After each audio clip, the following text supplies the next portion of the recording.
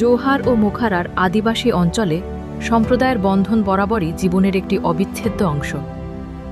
আজ সেই চেতনাকেই আরও শক্তিশালী করে তুলছে গোবর্ধন ইকো ভিলেজ, সেবা, সহযোগিতা এবং ভক্তির এক যৌথ যাত্রার মাধ্যমে। প্রতি সপ্তাহে আশেপাশের গ্রামের পরিবারগুলো কমিউনিটি কেয়ার প্রোগ্রামের মাধ্যমে একত্রিত হয়।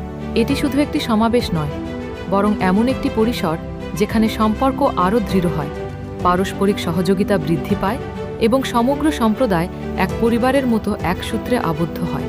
ভগবান শ্রীকৃষ্ণকে কেন্দ্র করে আয়োজিত এই কর্মসূচিগুলো কৃতজ্ঞতা, সহমর্মিতা এবং সেবার মূল্যবোধকে জীবনে ধারণ করার অনুপ্রেরণা যোগায়। প্রার্থনা, ভক্তিমূলক সঙ্গীত এবং দীপ অর্পণের মাধ্যমে অংশগ্রহণকারীরা এমন এক পরিবেশের অভিজ্ঞতা লাভ করেন যা শ্রদ্ধা ও আধ্যাত্মিক সংযোগে পরিপূর্ণ।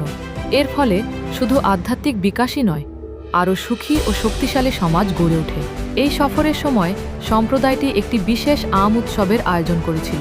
গ্রামের পরিবারগুলো নিজেদের ঘর ও ক্ষেত থেকে আম নিয়ে এসে ভক্তিভরে ভগবানকে অর্পণ করেন। কীর্তনে সুমধুর ধ্বনিতে মুখরিত হয়ে 150-এরও বেশি গ্রামবাসী এই উৎসবে অংশগ্রহণ করেন। যে যাত্রা শুরু হয়েছিল অর্পণের মাধ্যমে তা প্রসাদের রূপে সবার কাছে পৌঁছে যায়। প্রার্থনা, উৎসব এবং ঐক্যের এই সরল অথচ অমূল্য মুহূর্তগুলোর মাধ্যমে সম্প্রদায় আরও শক্তিশালী হয়ে উঠছে।